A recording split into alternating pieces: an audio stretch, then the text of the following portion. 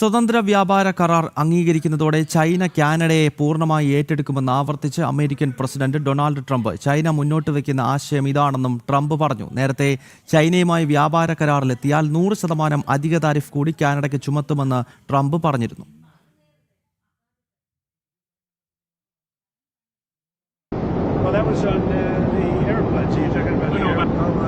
If they do a deal with China, yeah, we'll do something very substantial.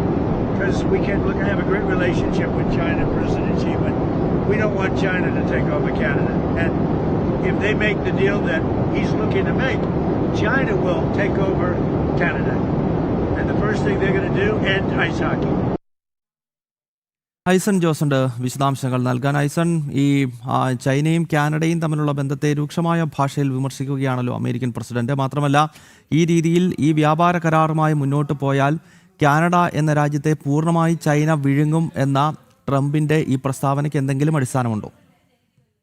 തീർച്ചയായും ഗൗതം, ഈ ചൈനയിൽ സന്ദർശിച്ചാണ്, അതായത് mark Carney ചൈനയിൽ എത്തിയാണ് ഇത്തരത്തിലുള്ള ധാരണകളുമായി ബന്ധപ്പെട്ട ചർച്ചകളെല്ലാം നടത്തിയത്. ബീജിംഗിൽ നടന്ന ചർച്ചകൾക്ക് പിന്നാലെ വാണിജ്യ കരാറുകളും വാണിജ്യ ധാരണകളും ഒപ്പിടുമെന്ന ഒരു റിപ്പോർട്ടുകളും പുറത്തു വന്നിരുന്നു. അത് ഏതാണ്ടൊക്കെ മാർക്ക് കാർണി, അതായത് കനേഡിയൻ പ്രധാനമന്ത്രി, സ്ഥിരീകരിക്കുകയും ചെയ്യുന്ന ഒരു സാഹചര്യം പോലും ഉണ്ടായി.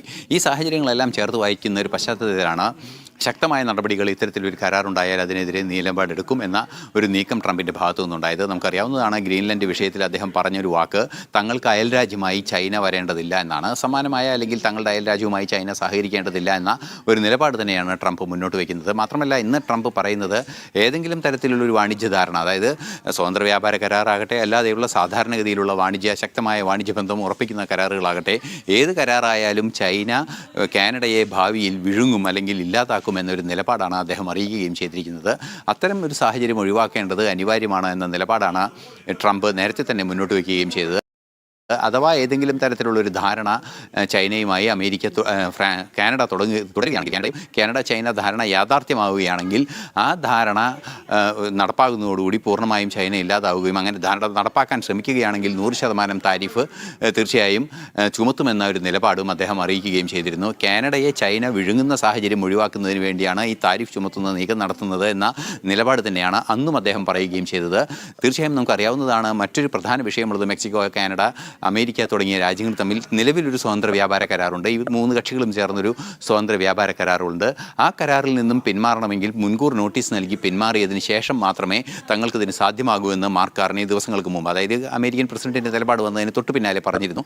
ഒരു പക്ഷേ മാർക്ക് കാർണി അത്തരം നീക്കം നടത്തുന്നുണ്ട് എന്ന സൂചന ട്രംപിന് ലഭിച്ചിട്ടുണ്ട് എന്ന് തന്നെയാണ് മനസ്സിലാക്കാനും സാധിക്കുന്നത്. ഈ ഒരു പശ്ചാത്തലത്തിലാണ് ചൈനയുമായി സഹകരിക്കാനുള്ള നീക്കം നടത്തിയാൽ 100% താരിഫ് ചുമത്തുമെന്നും അതിൻ്റെ സാങ്കത്യം പറയുന്നത് ചൈനയിൽ നിന്നും നിരോധിക്കപ്പെട്ട ഇറക്കുമതി അല്ലെങ്കിൽ ഇത്തരത്തിലൊക്കെ അധിക താരിഫ് ചുമത്തി നിയന്ത്രിക്കപ്പെട്ട ഇറക്കുമതി പൂർണ്ണമായും കാനഡയിലേക്ക് നടത്തി കാനഡയിൽ നിന്നും അത് ഇവിടേക്ക് ഇറക്കുന്നതിനുള്ള ഒരു ഡ്രോപ്പ് പോർട്ടായി ഉപയോഗിക്കുക, അമേരിക്കയിലേക്ക് ഇറക്കുന്നതിനുള്ള ഡ്രോപ്പ് പോർട്ടായി കാനഡയെ ദുരുപയോഗം ചെയ്യുമെന്ന നിലപാട് കൂടിയാണ് ട്രംപ് വിശദീകരിക്കുകയും ചെയ്യുന്നത്. എന്ത് തന്നെയായാലും നിലവിലെ സാഹചര്യത്തിൽ ഈ അമേരിക്ക അധിക താരിഫ് ചുമത്തിയ രാജ്യങ്ങൾ ഒന്നിക്കുന്നു എന്നൊരു പശ്ചാത്തലം ഉണ്ടാകുന്നത്, അത് ഏത് തരത്തിലായാലും ഒന്നിക്കുന്നു എന്നൊരു പശ്ചാത്തലം ഉണ്ടാകുന്നത് അമേരിക്കയെ സംബന്ധിച്ചിടത്തോളം തങ്ങളുടെ താരിഫ് യുദ്ധം എന്ന ആ അജണ്ടയെ പ്രതികൂലമായി ബാധിക്കുന്നുവെന്ന തിരിച്ചറിവിൻ്റെ കൂടി അടിസ്ഥാനത്തിലാണ് ട്രംപ് ഇത്തരം നീക്കങ്ങൾ നടത്തുന്നതെന്നാണ് മനസ്സിലാക്കാൻ സാധിക്കുന്നത്. ഗൗതം.